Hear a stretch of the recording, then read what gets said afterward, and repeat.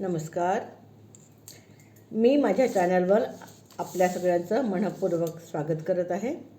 आपण ऐकत आहोत श्रीमद वाल्मिकी रामायण बालकांड सर्ग 28. विश्वामित्र रामाला पुन्हा काही अस्त्रे देतात. ओम नमो रामा. ओम.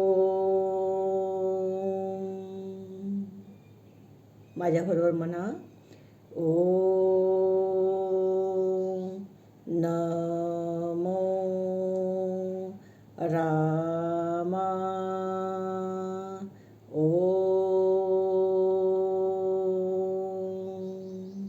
पुन्हा म्हणा. ओम नमो रामा. ओम. पुन्हा. ओम नमो रामा.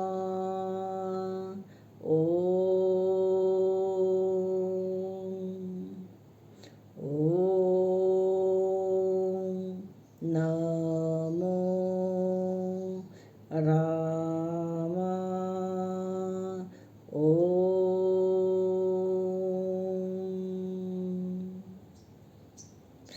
मी वाचत आहे श्रीमद वाल्मिकी रामायण बालकांड सर्ग 28.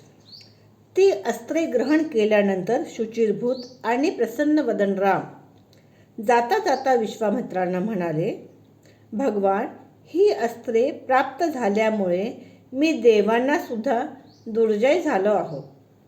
मुनीश्वरा, अस्त्रांचा संहार कसा करायचा ती जाणण्याची माझी इच्छा आहे. काकुत्स रामाने असे म्हटले तेव्हा महातपस्वी, धैर्यवान, उत्तम व्रताचे पालन करणारे आणि पवित्र अशा विश्वामित्रांनी अस्त्रांचा संहार कसा करावा ते सांगितले. नंतर ते म्हणाले, राघवा, तुझे कल्याण असो. तू अस्त्रविद्या करण्यास योग्य आहेस. मी आणखी काही अस्त्रे तुला देतो.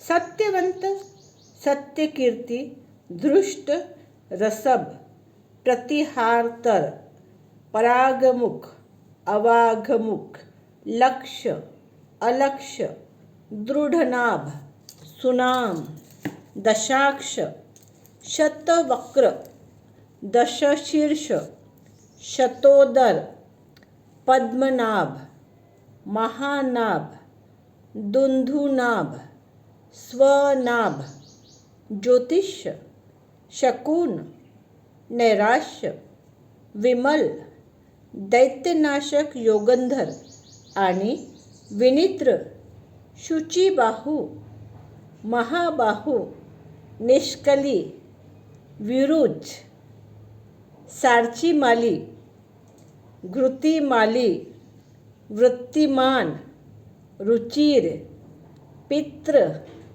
सोमनस, विधूत, मकर, परवीर, रती, धन धान्य, कामरूप, कामरुची, मोह, आवरण, जृंभक, सर्पनाथ, पनाथ आणि वरुण ही सर्व अस्त्रे प्रजापती कृश्वाश्वाचे पुत्र आहेत.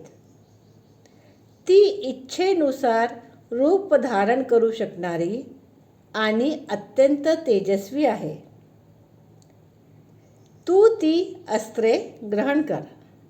तेव्हा ठीक आहे असे म्हणून रामाने प्रसन्न मनाने त्या अस्त्राचे ग्रहण केले. त्या सुखप्रद दिव्य अस्त्राची मूर्तिमान शरीरे दिव्य तेजाने झळकत होती. काही अस्त्रे अग्निप्रमाणे तेजस्वी तर काही धुराप्रमाणे काळी होती. काहींची कांती चंद्र सूर्यप्रमाणे होती ती अस्त्रे हात जोडून उभी होती. ती हात जोडून मधुर वाणीने रामाला म्हणाली, पुरुषसिंहा, आम्ही आपले दास आहोत. आज्ञा करा. आम्ही आपली कोणती सेवा करावी?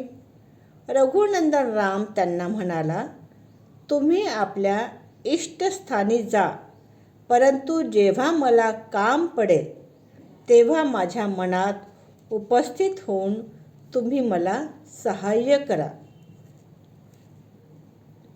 तेव्हा रामाला प्रदक्षिणा घालून त्यांची अनुमती घेऊन व कामाच्या वेळी येऊ असे आश्वासन देऊन ती अस्त्रे जशी आली होती तशी निघून गेली.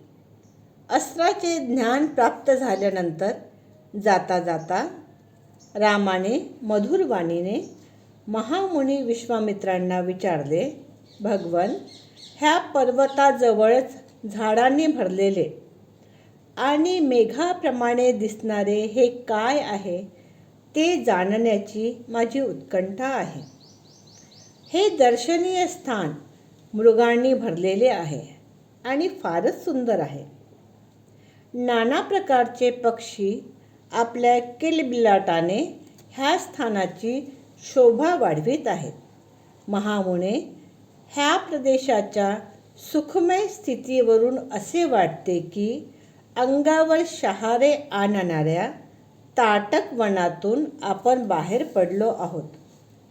महामुने, जेथे आपला यज्ञविधी होत आहे आणि ज्या ठिकाणी ते पापी ब्राह्मण आणि दुराचारी आपल्या यज्ञात विघ्न आणतात, जेथे मला आपल्या यज्ञाचे रक्षण करून राक्षसाचा वध करावयाचा आहे, तो प्रदेश कोणता आहे?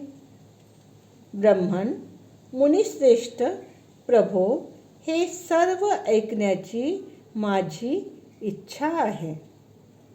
धन्यवाद. आपल्या ह्या सगळ्यांना माझा प्रवास आवडला असेल तर व्हिडिओला लाईक, शेअर आणि सबस्क्राईब करा. पुन्हा भेटूया रामायणाच्या पुढच्या भागात. धन्यवाद.